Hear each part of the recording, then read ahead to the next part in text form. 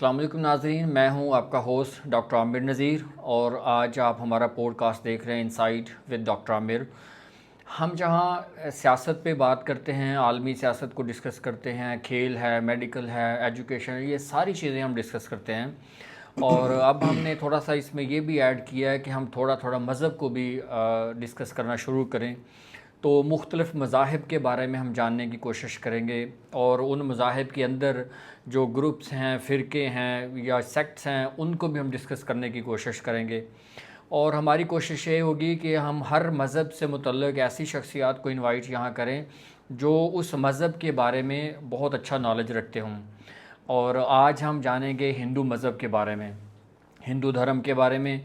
और इसके लिए हमारे पास जो आज गेस्ट हैं वो हैं पंडित आनंद रतन। तो हम उनको वेलकम करते हैं। सर, आपका बहुत शुक्रिया, आप तशरीफ़ लाए। तो हमारा जो पहला सवाल है सर आपसे कि वो आप अपना थोड़ा सा तारुफ़ करवा दें ताकि लोगों को पता चल सके कि आप क्या हैं, हिंदू धर्म के बारे में क्या जानते हैं, यानी जो आपका बैकग्राउंड होता है जैसा भी। मैं सबसे पहले तो पाकिस्तानी हूँ और पाकिस्तान का वासी हूँ और मेरे लिए सबसे जो पहली तरजीह है वो पाकिस्तान है। और हमारी आबो अजदाद पाकिस्तान से ही हैं और हम सनातन धर्म हिंदू मज़हब से ताल्लुक़ मेरा है। मैं एज़ अ ब्राह्मण पंडित यहाँ पे अपनी जो है वो फ़राइज़ सर अंजाम दे रहा हूँ बहावलपुर में। और इससे पहले जो है हमारे जो आबा अजदाद थे वो सियालकोट से थे। मेरे दादा जो है वो आर्मी मुलाजिम थे। अच्छा, ठीक है। पाकिस्तानी आर्मी। सो अभी यहाँ पे मैं पंडित के फ़राइज़ सर अंजाम दे रहा हूँ। मंदिर सेवा है और लोगों को प्रीच करना है। तो मतलब जितने भी सनातन धर्म से रिलेटेड जो काम हैं एज़ अ पंडित मैं वो ड्यूटी सर अंजाम दे रहा हूँ। जो हिंदू धर्म है इसकी जो बुनियादी तालीमात हैं, बुनियादी अकायद, वो मुख्तसरन बताइए वो क्या होते हैं। हाँ, इसमें मैंने आपको सिंपल बताऊं तो गीता, गंगा, गायत्री, गाय और गोविंद। ठीक है। तो इसका जो जैसे हर मज़हब की एक किताब है, तो सनातन धर्म में 4 वेद, 6 शास्त्र, 18 पुराण, 9 व्याकरण, 108 उपनिषद, रामायण, भगवत गीता, है ना। सो अब जो यहाँ पे है सिस्टम, भगवत गीता जो है वो सनातन धर्म की अव्वलीन किताब है। सबसे प्योरिटी जो है उसको दी जा रही है, पहली किताब। ठीक है। और भगवत गीता जो है वो और कुछ नहीं है। भगवत गीता किंचित दीता, गंगा जललवा गणगा पीता, ये नाम मुरारी समर्चा, है ना। तो उसमें क्या है, भगवत गीता ऐसी है कि भगवत गीता को कोई पढ़ता है, सुनता है तो वो उसका जीवन जो है मुकम्मल हो जाता है। क्योंकि भगवत गीता में कैसे रहना है, क्या करना है ना, क्या नहीं करना, क्या तुम्हें गुनाह की तरफ लेके जाएगा, क्या तुम्हें भगवान से मिला सकता है। जैसे हम दुनिया में आए हैं तो हम 2 ही रास्ते हैं ना, एक अच्छा रास्ता और एक बुरा रास्ता। तो भगवत गीता रहनुमाई करती है कि एक प्योर इंसान बनना है और तुमने किसके सामने झुकना है, ठीक है ना। तो ये बुनियादी अकायद हैं हमारी। सबसे पहले भगवत गीता, भगवत गीता क्या है, भगवान का मुख है। ठीक है। ये भगवान से भगवान के मुंह से प्रकट हुई है, जिसको हम मालिक भी कहते हैं, गॉड भी कहते हैं या अल्लाह भी कहते हैं। और दूसरा पॉइंट है जो गंगा भगवान के चरणों से प्रकट हुई है। शास्त्रों में, सनातन धर्म में अगर आप सर्च करें तो उसमें मिल सकता है कि जब भगवान ने वामन रूप धारण करा था, एक छोटे कद वाले जो है ना रूप, वो रूप इख्तियार करके और एक राजा के पास गए और उनसे कहा कि मुझे कुछ दो। तो उसने कहा कि मेरे दर पे तो कोई भी आता है तो मैं खाली नहीं जाने देता, क्योंकि ब्राह्मण हो आप और ब्राह्मण को जो है वो दान नज़र किया जाता है। तो तब उन्होंने 3 कदम ज़मीन मांगी थी, तो पहले कदम में पूरी धरती ले ली थी, दूसरे कदम में पूरा आसमान ले लिया था। तो तब वहाँ पे बैठे हुए ब्रह्मा जी, जिनके बारे में मैंने पहले बताया था थोड़ा कि वो सृष्टि जिन्होंने रचना की है, तो उन्होंने अपने वहाँ पे पानी से उनके पाँव धोए, तो वो भगवान के नाखून से जो है वो गंगा पैदा हुई। ठीक है। तो गीता, गंगा। तीसरा है गायत्री। गायत्री जो है ये देवी है, भगवान का एक मंत्र है जिसको हम बोलते हैं ओम भूर्भुवः स्वः तत्सवितुर्वरेण्यं भर्गो देवस्य धीमहि धियो यो नः प्रचोदयात्। और ये इतना मतलब प्रभावशाली या शक्तिशाली या ताकतवर एक मंत्र है ये। और उसके बाद है गीता, गंगा, गायत्री, गाय। जब धरती पे ज़मीन पे जुल्म और सितम बढ़ा तो ज़मीन ने गाय का रूप ले लिया कि शायद मुझे जो है गाय समझ के, मजलूम समझ के कोई ना मारे, है ना। तो इसलिए सनातन धर्म और सबसे बढ़ के कि कृष्ण को जो है, भगवान कृष्ण को गाय उनकी फेवरेट है, तो इसलिए हमें ये कहा गया कि इसकी तुमने खिदमत करनी है, ठीक है। और आखिरी है गोविंद खुद कृष्ण। अच्छा, ठीक है। ठीक है, जो गीता, भगवत गीता क्या है, ये भगवान का मुख है, ये स्वयं पद्मनाभस्य, ये भगवान के मुख से प्रकट हुई है, मुंह से प्रकट पैदा हुई है। और गायत्री, गंगा, ये भी भगवान से पैदा हुई है। तो जो इनको फॉलो करेगा, इन पे अकीदा रखेगा, वो वहाँ तक पहुँच जाएगा। ठीक है। हिंदू जो धर्म है, इसमें जो भगवान का तस्वर है, जी जी। वो एक खुदा को, यानी एक खुदा समझा जाता है उसमें, या कई खुदा हैं? मसलन जैसे हम मूर्तियाँ देखते हैं, बुत देखते हैं, ये जो देवियाँ देखते हैं, ये क्या कॉन्सेप्ट होता है आपके यहाँ? देखें, भगवान जो है वो एक ही होता है। ठीक है। ठीक है, भगवत गीता में हम मुख्तलिफ जगह से मैं ये आपको बताऊंगा। अवतार का मतलब होता है उतरने वाला। ठीक है, जैसे मैं आपको एक एग्जांपल के थ्रू, एक स्टोरी के थ्रू बताता हूँ, राजा अकबर और बीरबल के। तो राजा अकबर का भी यही सवाल था बीरबल से कि बीरबल, तुम्हारा भगवान जो है वो किसी को भी भेज सकता है, लेकिन खुद ही क्यों आ जाता है? तो राजा जो है वो, बीरबल ने, उसका वजीर था, बीरबल ने कहा ठीक है राजा, इसका आंसर आपको दूंगा मैं। तो उन्होंने कहा कि कल हम लोग ना यात्रा के लिए चलेंगे, मतलब जो नदी है उसमें हम सैर व तफरी के लिए चलेंगे, वहीं पे बात करेंगे। तो राजा, मेरी रिक्वेस्ट है आपसे, आप रानी को और अपने बेटे को ले चलना। तो बीरबल ने जो वहाँ पे जो दासियाँ थी, जिनको हम कह लें नौकरानियाँ थी, जो राजा की और मलका की, उनको कह के बच्चे की जगह एक प्लास्टिक का गुड्डा कपड़े में लिपटवा लिया, क्योंकि छोटा सा बच्चा था और राजा को यही लगा कि मेरा बेटा है। तो वो जब चले गए नदी के बिल्कुल बीच में, जहाँ पे गहराई थी पानी की, तो राजा ने जो ही पूछा कि हाँ बीरबल बताओ मेरे सवाल का जवाब, तो बीरबल ने वो दासी से वो बच्चा लेके और नदी में फेंक दिया। अब जितने आसपास सिपाही थे वो सारे कूद गए नदी में। वो सारे कूदने के बाद राजा भी कूद गया, और वापस जब देखा कि वो तो प्लास्टिक का जो है वो एक गुड्डा है या एक वो खिलौना है, तो वो जब उनको बाहर ला के तो बीरबल को पकड़ा कि तुमने ये क्या मजाक किया? बोले मैं सिर्फ आपको दिखाना चाहता था, जब भगवान के या मालिक के बंदों पे जुल्म होगा, वो उसको दिल से पुकारेंगे तो वो खुद आ जाएगा, किसी को नहीं भेजता। हमारे यहाँ कंसेप्ट है यदा यदा ही धर्मस्य ग्लानिर्भवते भारतीय अभ्युत्थानम धर्मस्य तदात्मानं सृजाम्यहम् पवित्रणाय साधूनां विनाशाय कर दुष्कृतां धर्म संस्था पुनर्स्थाय संभवामि युगे युगे। अर्जुन, जब जब इस धरती पे, ज़मीन पे जुल्म बढ़ता है ना, यदा यदा ही धर्मस्य ग्लानिर्भवते भारतीय, है ना, और करने के आते हैं पवित्रणाय साधूनाम, अपने साधु भक्तों की, यानी अपने नेक बंदों की हिफाजत के लिए, शैतानी ताकतों का, बुरे लोगों को ख़त्म करने के लिए, और धर्म को, मज़हब को फिर से कायम करने के लिए भगवान आते हैं। तो वो अवतार लेते हैं। लेकिन जो भगवान हैं, तो वो श्रीमद् भागवतम महापुराण के पहले स्कंद के चैप्टर 3 और श्लोक नंबर 28 में बताया गया। श्लोक को अगर मैं सिंपल कहूँ तो जैसे जो हम लोग कहते हैं आयत नंबर, तो श्लोक नंबर, ठीक है। और चैप्टर 3 स्कंद 1, उसमें है इते चांश कला पुंसाम कृष्ण अस्तु भगवान स्वयं इंद्रारी व्याकुलम लोके वयंती युगे युगे मणयंती युगे युगे ईश्वरः परम कृष्ण, या इते च अंश, कुछ जो है ना भगवान अपनी शक्ति, अपनी ताकत को भेज देते हैं कि जाओ यार ये काम करो, है ना। तो कुछ भगवान के अंश अवतार होते हैं, कुछ कला अवतार होते हैं, कुछ उनके भी जर्रों से भी जर्रे का अवतार होता है ना। लेकिन कृष्ण अस्तु भगवान स्वयं, जो भगवान श्री कृष्ण है वो अवतार, अवतार का मतलब होता है उतरने वाला, लेकिन अवतारी वो होता है जिससे ये सारे आते हैं। ठीक है। तो कृष्ण जो है वो अवतारी हैं, अवतार नहीं है। ठीक है, तो एक जो है जैसे भगवान है या अल्लाह है या गॉड है, तो एक खुदा कृष्ण ही है। ठीक है, मैंने आपको मज़ीद मैं आपको समझा दूं कि ऐसा नहीं है कि ये शिरक है या कोई बात है, एक ही खुदा है, सबको वो ही मान रहे हैं, नाम अलग-अलग है उसके दुनिया में। ठीक है, अल्लाह, गॉड या खुदा।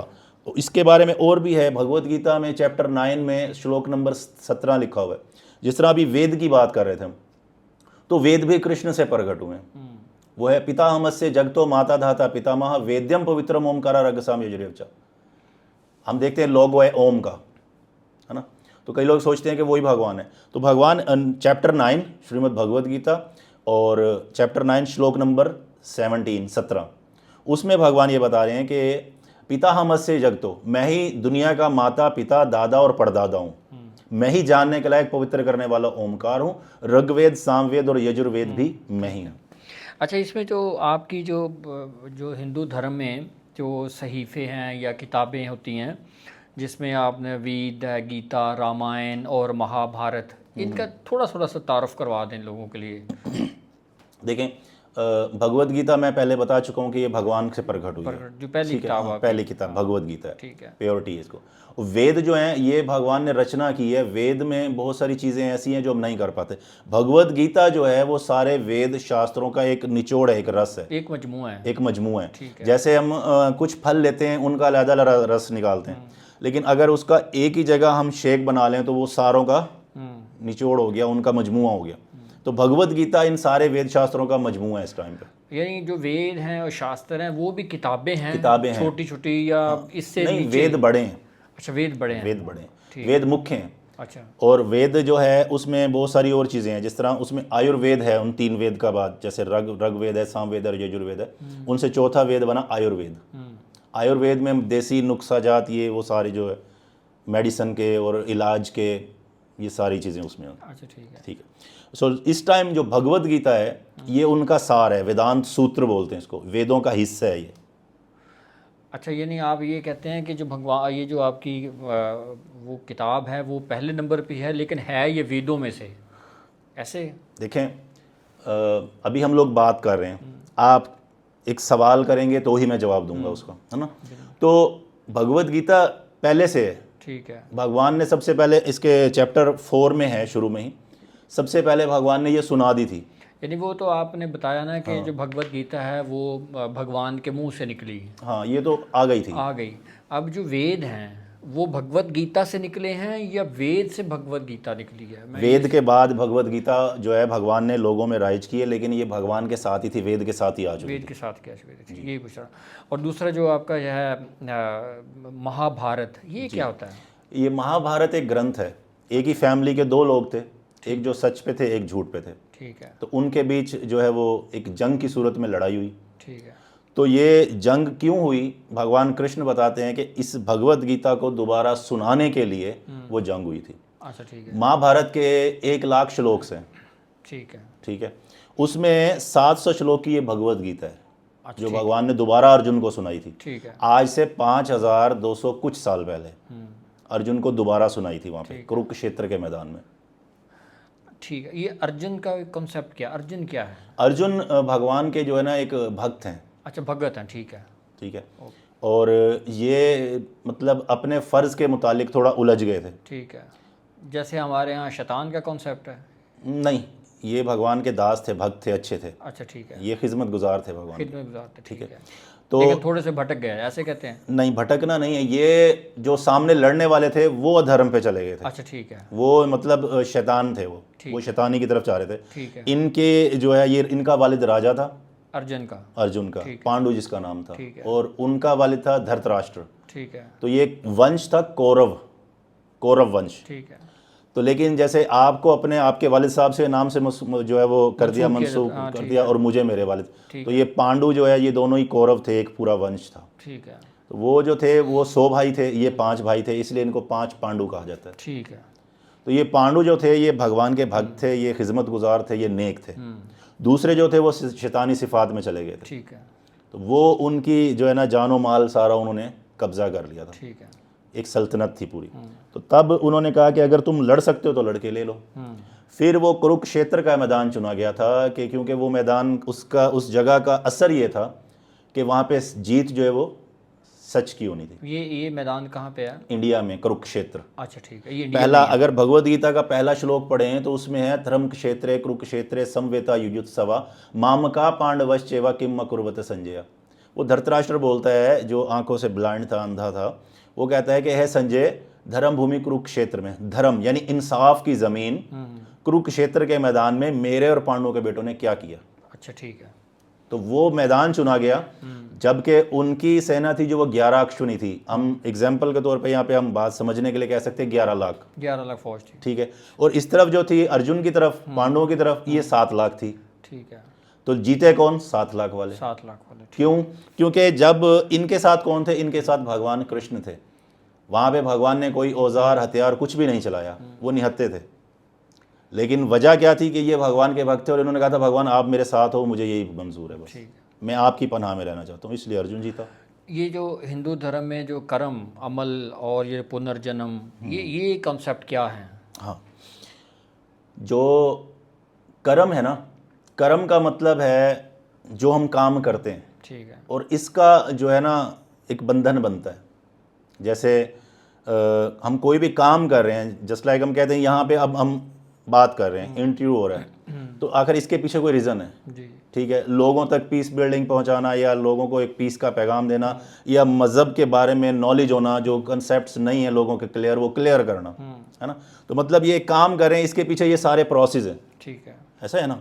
तो कर्म जो हम करते हैं ना, तो कर्म का होता है, सनातन धर्म में बताया गया है कि जो हम कर्म करते हैं ना वो हमें भोगना पड़ेगा। अच्छा कर्म करेंगे, नेक कर्म करेंगे तो जन्नत या स्वर्गधाम में जाएंगे, है ना। बुरे कर्म करेंगे तो जहन्नुम में जाएंगे, ठीक है। है ना। तो जैसी करनी वैसी भरनी, ना माने तो करके देख, जन्नत भी है जहन्नम भी है, ना माने तो मर के देख। ठीक है। तो ये पुनर्जन्म क्या है? हाँ, पुनर्जन्म यानी दोबारा जन्म, वो हमारे कर्मों के हिसाब पे होगा। अच्छा, ठीक। सनातन धर्म बताता है, भगवत गीता बताती है कि अगर आपके जन्म कर्म अच्छे हैं तो आप भगवान के धाम चले जाओगे, जन्नत में चले जाओगे, दोबारा दुनिया में आने की ज़रूरत नहीं पड़ेगी। लेकिन अगर आपके कर्म जुआ, नशा, शराब, नाजायज़ ताल्लुकात, एक चीज़ क्लियर करता चलूँ, अक्सर लोगों का मुझसे ये सवाल होता है, कई जगह पे हुआ है, एक प्रोफेसर साहब थे यूनी के, तो उन्होंने भी मुझसे ये क्वेश्चन जो है वो रेज़ किया था कि अक़लियतों में या गैर मुस्लिम लोगों में या दूसरे मज़ाहिब के लोगों में जुआ, नशा, शराब या जना इत्यादि ये सब सेक्स जो है वो फ्री इसकी इजाज़त है। ऐसा नहीं है, ऐसा नहीं है। ऐसा नहीं है। नहीं, मैं एक सवाल थोड़ा सा कंफ्यूज हूँ कि हमने जो सुना आज तक, मैं क्योंकि मज़हब का तालिब इल्म नहीं हूँ, अब सीखना चाहता हूँ, जी कि हिंदू धर्म में एक हमने जो सुना है कि जो बंदा चला गया, मर गया, इस दुनिया से चला गया, वो वापस फिर आएगा। अभी आप कह रहे हैं नहीं, जिसके कर्म अच्छे होंगे वो भगवान के पास चला जाएगा, जिसके कर्म ठीक नहीं होंगे वो दुनिया में आएगा। ये थोड़ा सा समझा। मैं आपको समझाता हूँ। इसमें भगवत गीता चैप्टर जो है उसमें 8 में लिखा हुआ है, यम यम वापि सुमरणम भावम तजयंते अंते कलेवरम। ए अर्जुन, इंसान मरते हुए जिस जिस हालत को याद करेगा अगला जन्म उसका वही होगा। उसकी रीज़न क्या है? क्योंकि देखें, अगर एक भक्त है, वो दुनिया में क्यों आए? हम भगवान की, अल्लाह की, खुदा की इबादत के लिए आए ना। जब हम यहाँ पे आके जुआ, नशा, ऐसे खोटे काम करने लग जाएंगे तो फिर सनातन धर्म ये कहता है कि आपको जो अगला जन्म मिलेगा आपके कर्मों के बल पे मिलेगा, चाहे फिर वो जानवर की यूनी है। जैसे 84 लाख यूनियों का कंसेप्ट है सनातन धर्म में। 84 लाख यूनियाँ मतलब 84 लाख तरह के शरीर, जिसमें ये कीड़े मकोड़े भी आते हैं, जिसमें दरख्त भी आते हैं, जिसमें उड़ने वाले परिंदे भी आते हैं, जिसमें जो चरने वाले जानवर भी आते हैं, तमाम मखलूकात। तो ये 84 लाख। तो इस हिसाब से ये क्या है कि उनके कर्म है, जैसे जैसे उन्होंने कर्म किए थे वैसे वैसे उनको फल मिले। जैसे मिसाल के तौर पे जो है एक शराब पीने वाला था, अब वो जो अगला जन्म है वो दुनिया में ही होगा? जी, दुनिया में ही होगा। यानी जैसे इस्लाम में है ना कि हम कहते हैं कि हमारा अगला जन्म नहीं है, हम जब मर जाएंगे उसके बाद दोबारा अल्लाह ताला हमें ज़िंदा करेगा, हमें उठाया जाएगा और हमारा हिसाब किताब होगा, हमें जन्नत जहन्नम ये फ़ैसला होगा। बिल्कुल ऐसे ही है। लेकिन आप ये कहते हैं जो हिंदू धर्म में कि सनातन धर्म जो आप कहते हैं कि वहाँ ऐसा नहीं है, वहाँ जो बंदा मर गया उसका दोबारा जन्म होगा, वो ज़मीन पे होगा। हाँ, नहीं, इसमें थोड़ा सा एक चीज़ जो मैं शायद बताना आपको भूल गया। ऐसा है, देखें, उसके कर्म है ना, अगर उसके कर्म ठीक हैं तो वो अपने मकसद को कामयाब हो जाएगा, दोबारा नहीं पैदा होगा, वो उठाने की ज़रूरत नहीं पड़ेगी। जैसे कि जस्ट लाइक कह सकते हैं, जैसे हमारे वील जो है, जो पीर वली पैगम्बरान जो गुजरे हैं, उनके कर्म ऐसे थे कि वो भगवान के साथ जाके मिल गए हैं, खुदा के साथ जाके मिल गए, ठीक है। लेकिन परले जब होता है ना, परले का मतलब क़यामत, उसको हमारी भाषा में, हमारी लैंग्वेज में परले बोलते हैं, ठीक है ना, या परले या संहार। तो उस टाइम ये सब लोग जाग जाते हैं, एक योग निद्रा बोलते हैं, ये जो है एक लोक है, उसमें ये ऐसी हालत में होते हैं कि बेहोशी की हालत में, जैसे अभी आपने बताया कि वो लोग जगा दिए जाएंगे। है ना। तो वहाँ पे उठा के उनके कर्मों का उन्हें अच्छा बुरा फल मिलेगा। वो भोगने के बाद उन्हें दोबारा ज़मीन पे भेजा जाए, दोबारा इबादत कर, जो तेरा मकसद था जीवन का, जो ज़िंदगी का मकसद था उसको पूरा कर, समझ गया। और फिर जन्नत मिलेगी। फिर जन्म है, ठीक है। एक लफ्ज़ मोक्ष होता है, मोक्ष, मोक्ष कि आपको निजात मिलेगी, जी जी, वो क्या है? हाँ, मोक्ष का मतलब है कि ये जन्म मृत्यु जरा व्याधि के दुखों से मुक्ति, आज़ादी। जन्म यानी पैदाइश का दुख, हम समझ सकते हैं, मेडिकल भी इस चीज़ को बताता है कि जब इन बच्चा जो है माँ के पेट में होता है तो वहाँ भी उसको मुख्तलिफ तकलीफ़ों का सामना करना पड़ता है। जैसे अगर माँ कुछ स्पाइसी खाएगी तो उसको फील होगा, है ना, कुछ ज़्यादा ठंडा लेगी तो फील होगा। अगर माँ वालदा जो है वो ड्रिंक लेती है कोई या नशे की आदी है तो भी उस पर इफ़ेक्ट पड़ेंगे। और एक और चीज़ कि जो माँ करेगी बच्चों में ऑटोमेटिक वो एक्टिविटी आएगी, ठीक है, ऐसा होता है ना। तो ये है जन्म का दुख। अच्छा, ठीक है, ठीक है। और जरा व्याधि, इसके बीच बचपन से लेके मौत तक, बुढ़ापे तक जो बीच में बीमारियां, दुख, तकलीफ़ें, ये सारे दुख भोगने पड़ते हैं। वो अगर दुख नहीं है ज़िंदगी में तो वो मोक्ष है? नहीं, इन सब से निकल के वो अपने जीवन के मकसद को भगवान की सेवा में अर्पित करके, और वो जब मुक्त होके चला जाएगा भगवान के धाम यानी जन्नत को मकाम को पालेगा, वो हो जाएगा मोक्ष, आज़ादी। जन्म जीने मरने के चक्कर से आज़ादी, दुनिया में बार बार आने के चक्कर से आज़ादी। जिस तरह इस्लाम में हमारे यहाँ इबादत मखसूस एक इबादत होती है कि हम 5 वक्त नमाज़ पढ़ते हैं, जी जी, साल में 30 रोज़े रखते हैं, रमज़ान शरीफ, एक हज होता है, इस तरह हिंदू धर्म में भी इस तरह की मखसूस इबादत हैं जो बिल्कुल सनातन धर्म में हैं इबादत।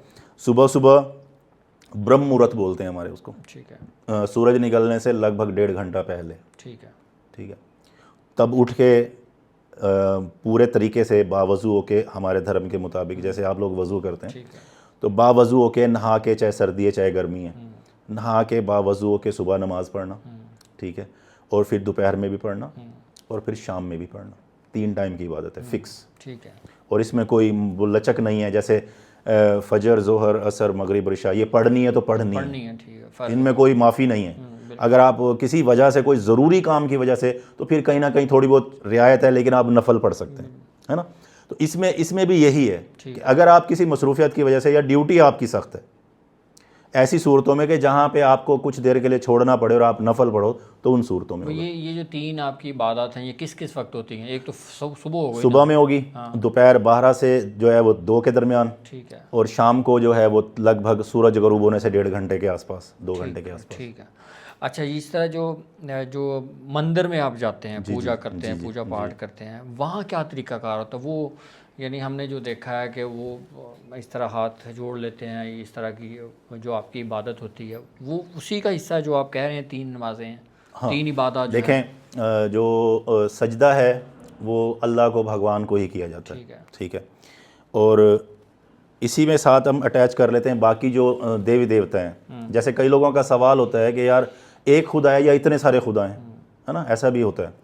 तो ये जो बाकी सब है ना, ये सिर्फ पैगंबर हैं, देवी देवता हैं, ये ज़रिया हैं वहाँ तक पहुँचने का। ठीक है, जैसे हम कह सकते हैं जस्ट लाइक के दरबार है ना, या जो कलंदर पाक है या दाता दरबार है, एनीथिंग, कोई भी दरबार हम कहते हैं, ये सारे क्या हैं, ये अल्लाह के वली हैं, ये नेक लोग हैं जिनका राब्ता अल्लाह से है। हम इनके पास जाते हैं, इनसे रिक्वेस्ट करते हैं कि हम इतने काबिल नहीं हैं कि डायरेक्ट वहाँ तक रसाई कर सकें, राब्ता कर सकें, तो आप हमारा पैगाम वहाँ तक पहुँचाएँ ताकि हम हमारे लिए दुआ करें।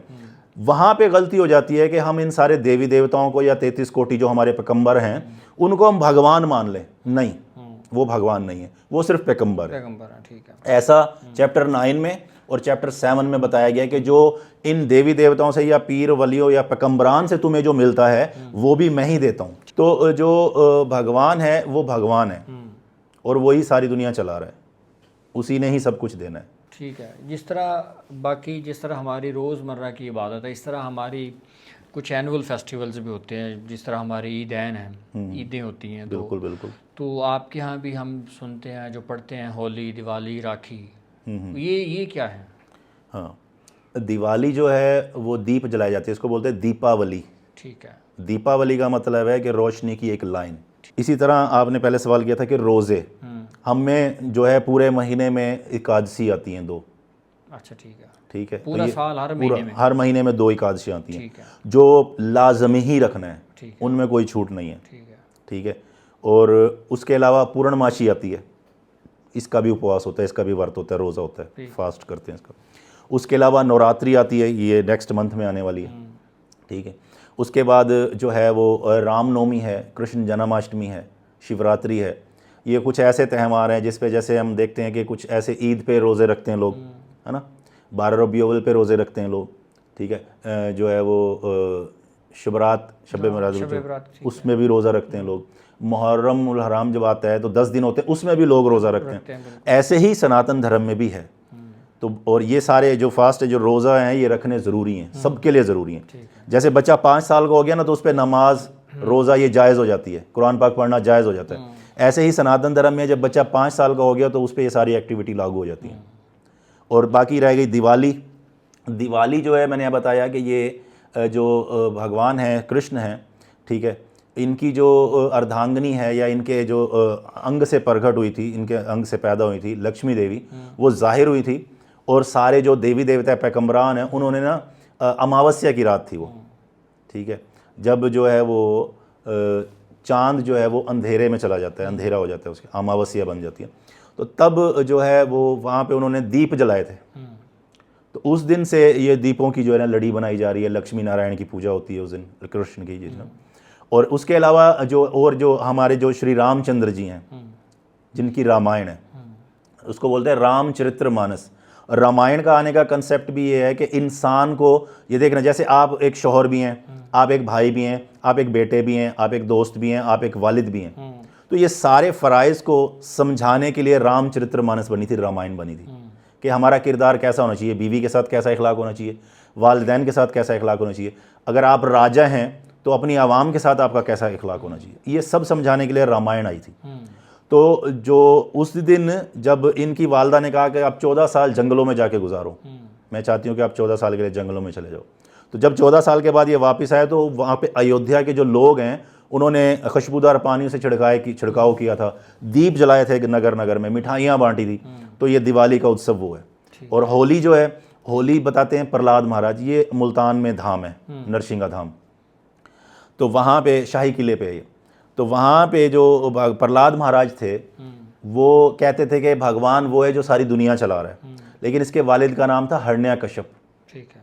तो हिरण्यकश्यप कहता था कि नहीं, मैं नाउज़ुबिल्लाह, मैं जो है वो भगवान हूँ, या मैं जो है वो मालिक हूँ, मैं तुम सबको पाल रहा हूँ और तुम्हें सिर्फ मेरी इबादत करनी है, ठीक। उसने यानी खुदा का जैसे दज्जाल करता था, खुदाई का दावा करता था, या जो है वो फिरौन करता था कि मैं खुदा हूँ, है ना।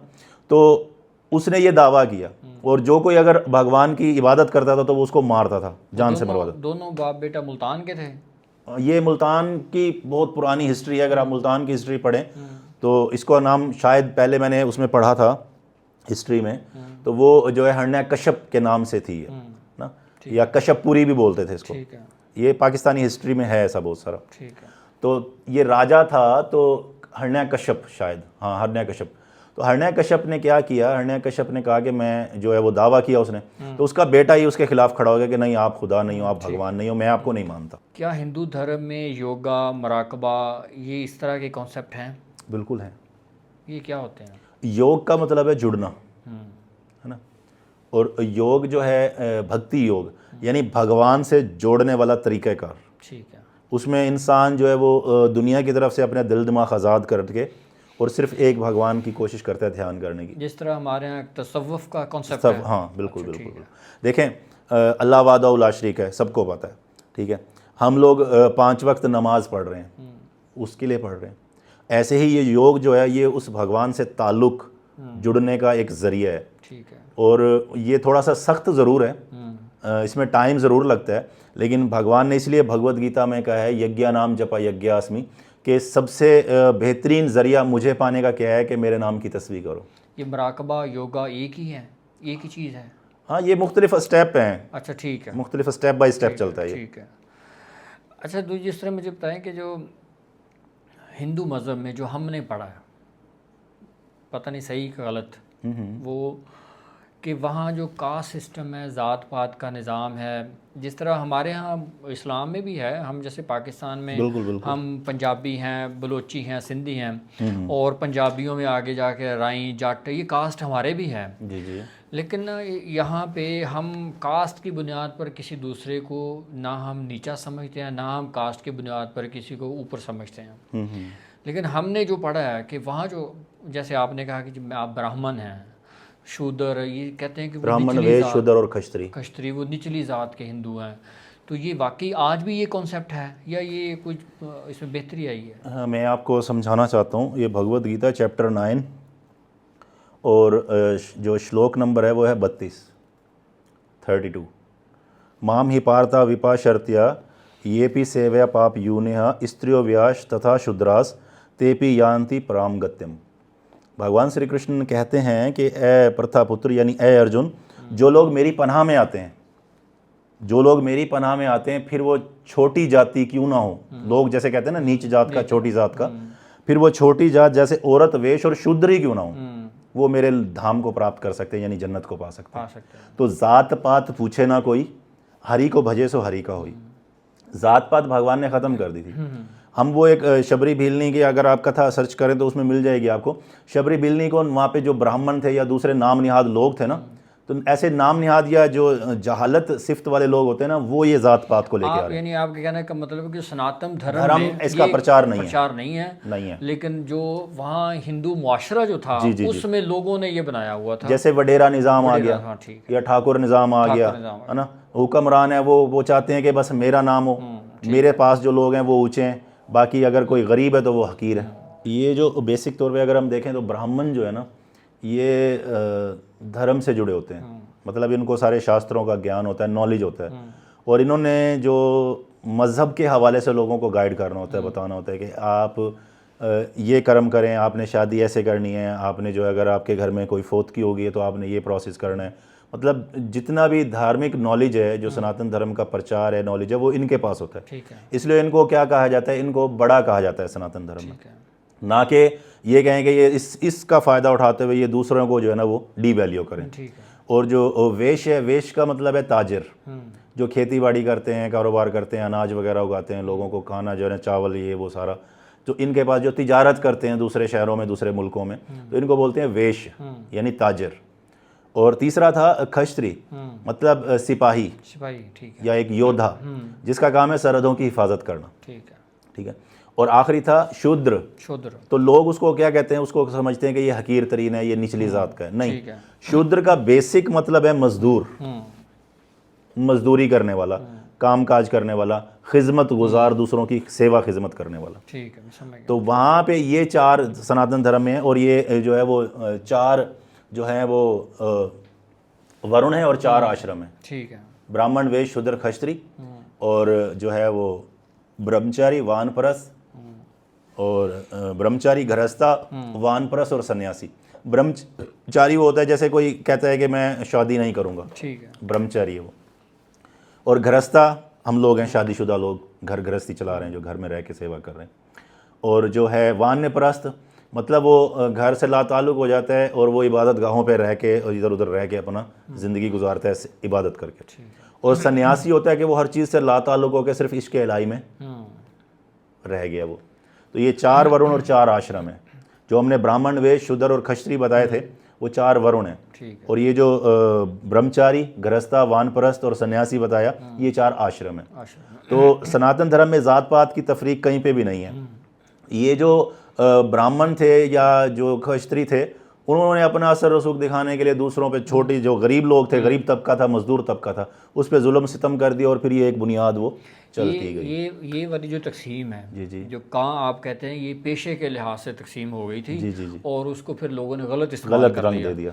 अब ये वाली जो डिवीज़न है, ये सिर्फ वो इंडियन सोसाइटी तक महदूद है, ये पाकिस्तान में भी इसका कॉन्सेप्ट है?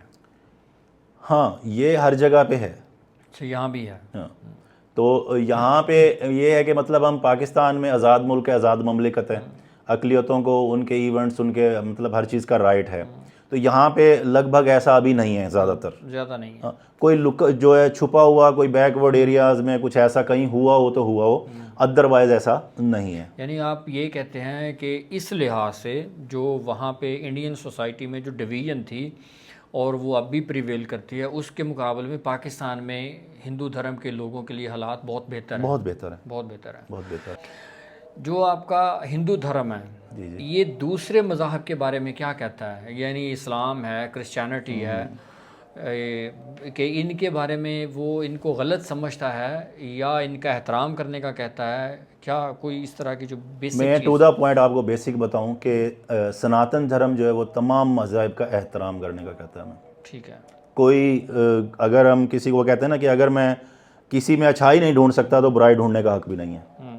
तो सनातन धर्म का यही प्रचार है, यही मैसेज है कि जितने भी मज़ाहिब हैं ये सब काबिल एहतराम है, हमें इनका एहतराम करना है।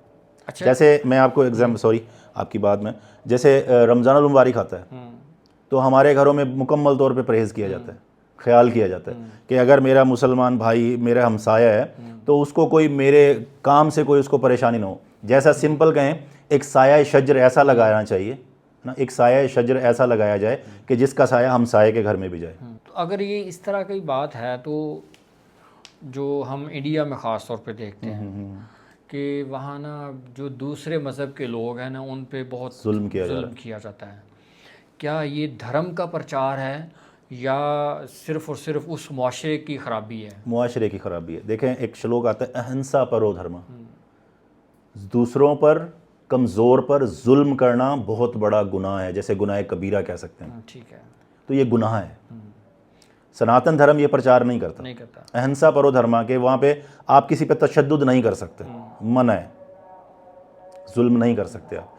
तो ये वहाँ के जो एक वो फ़िरका वारियत कह लें या वो जो है वो दबदबे के लिए लोग ऐसा कर रहे हैं, अदरवाइज़ धर्म ऐसा प्रचार नहीं करता। कि ये जो चिता जलाने का जो कॉन्सेप्ट है ये क्या है, और चिता जलाने के लिए कोई मखसूस जगह होती है या कहीं भी चिता जलाई जा सकती है? सर, सनातन धर्म में ना 4 तरह के देह संस्कार हैं। ये जो शरीर है इसको 4 तरीके से आप डिस्पोज कर सकते हो। कैसे? जलाना, दफनाना, ठीक है, बहाना और हवा में छोड़ना। एक मखसूस जगह है इनके लिए, कब्रिस्तान, शमशान घाट, ये फिक्स होते हैं। यानी जलाना सिर्फ जलाना नहीं है? नहीं। अच्छा, यानी आप जला भी सकते हैं, दफन भी कर सकते हैं? हमारे यहाँ दफन कर रहे हैं हम। अच्छा, पाकिस्तान में हम दफन करते हैं? बहुत सारी जगहों पे जलाया भी जाता है। अच्छा, ठीक है। बहुत सारी जगहों पे दफन भी किया जाता है। हम बहावलपुर में, मुल्तान में, बहावन नगर में, ये आसपास के ज़िलाज में जो हैं वो यहाँ पे हम दफनाते हैं। आप दफनाते हैं? और सुबह सिंध की तरफ अगर चले जाएँ तो वहाँ पे जला भी रहे हैं, चिता भी जलाई। उसके लिए भी एक जगह फिक्स होती है, ऐसा नहीं कि कहीं भी रख के जला दिया, नहीं। जिस तरह कब्रिस्तान फिक्स है तो कब्रिस्तान में आप जाके जो है वो वहाँ पे जाने की भी दुआ है, आने की भी दुआ है, वहाँ पे उसका जनाजा भी पढ़ा जाएगा, गुस्ल भी दिया जाएगा, कफन भी पहनाया जाएगा, पूरा एक प्रोसेस है, जिस तरह एक प्रोसेस होता है। ठीक है। और चिता जलने का ये होता है कि 5 हम जो शरीर भगवत गीता के थ्रू, हमारे शास्त्रों के थ्रू जो है 5 पंच महाभूत से बना है। हवा, पानी, आग, मिट्टी, जल, आकाश, 5 पंच महाभूत बोलते हैं इसको ना। ठीक है। तो ये 5 चीज़ों से जो है ना, हम इस जलाने का कंसेप्ट यही है कि वो जल्द ही ख़त्म हो जाता है, क्योंकि ये शरीर तो शरीर है, असल जो काम करती है वो रूह करती है, सोल, आत्मा। अच्छा, थोड़ा सा मुझे ये बताएं कि इस वक्त जो हिंदू धर्म में या हिंदू धर्म के जो नौजवान लोग हैं वो धर्म की तरफ आ रहे हैं या धर्म से दूर जा रहे हैं? ये इसमें मैं सिर्फ इतना ही आपको कहना चाहूँगा कि यूथ जो है ना आजकल वो ज़्यादातर जो है ना आउट है ना। तो कोशिश चल रही है, ऐसी कोई तहरीक नहीं है।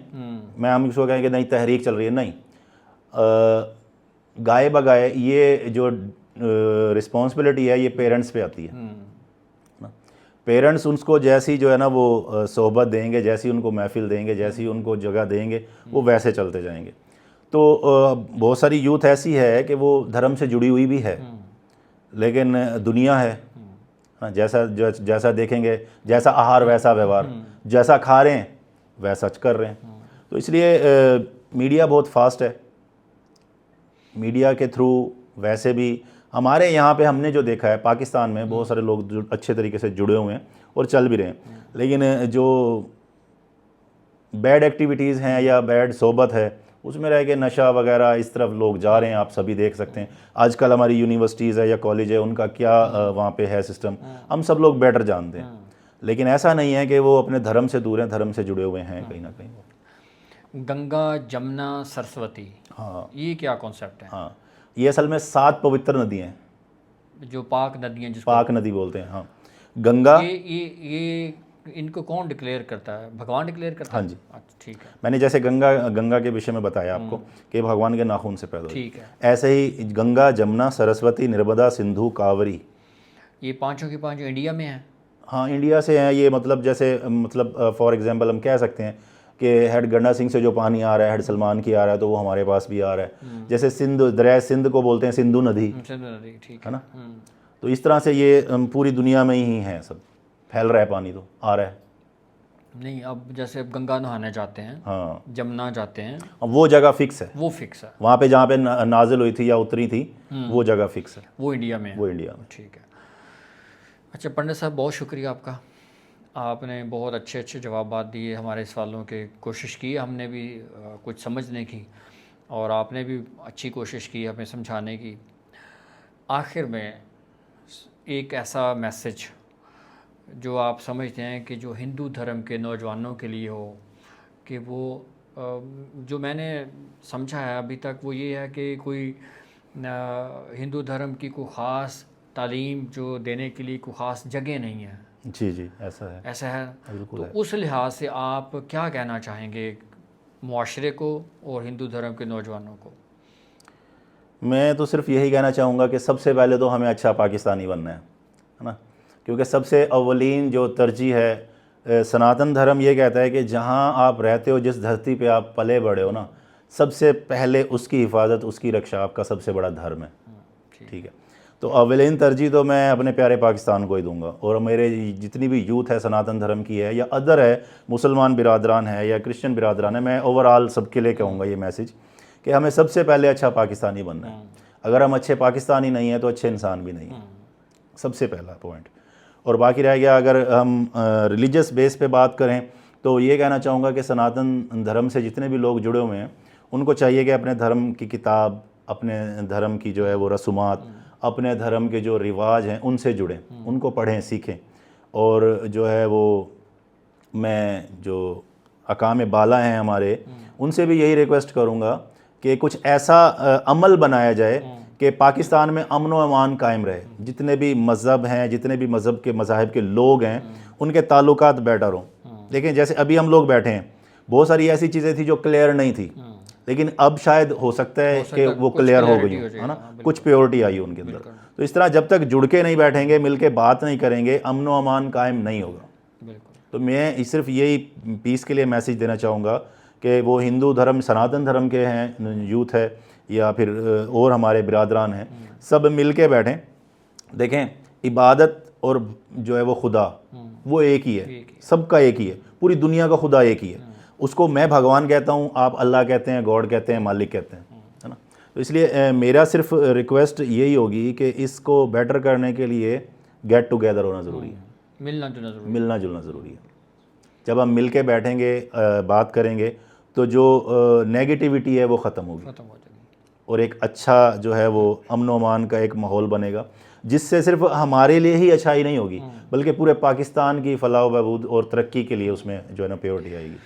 पंडित साहब, आपका बहुत शुक्रिया, आप हमारे स्टूडियो तशरीफ़ लाए और हमने कोशिश की आपसे सीखने की, तो आपने भी हमें एक जनरली बेसिक कॉन्सेप्ट दिए। तो ज़ाहिर है बहुत बड़ा मज़हब है, इतनी जल्दी समझ आना मुश्किल है। जी। लेकिन जो भी था बहुत अच्छा, बहुत शुक्रिया आपका। ये थे हिंदू धर्म से पंडित आनंद रतन। इन्होंने हिंदू धर्म के हवाले से जितनी भी बेसिक्स थी, जो भी हमारे सवाल थे, उनका बड़ा यानी प्रिसाइज़ करके डिफ़ाइन कर दिया और हमें बताने की कोशिश की, और हमने भी समझने की कोशिश की, समझ नहीं सके। ज़ाहिर है एक धर्म है, एक मज़हब है, उसको समझने के लिए आपको एक पॉडकास्ट काफ़ी नहीं होता, उसके लिए आपको किताबें पढ़ना पड़ती हैं, आपको जतन करना पड़ते हैं, आपको रिसर्च करना पड़ती है। लेकिन हमारी ये कोशिश है और मेरी दुआ है कि हम सब मिलकर रहें, हम पाकिस्तानी हैं, एक दूसरे से मोहब्बत करें, यहाँ रिलीजियस हारमनी हो और एक अच्छा माशरा डेवलप करने में हम कामयाब हो जाएं इंशाअल्लाह। तब तक के लिए अल्लाह हाफिज़।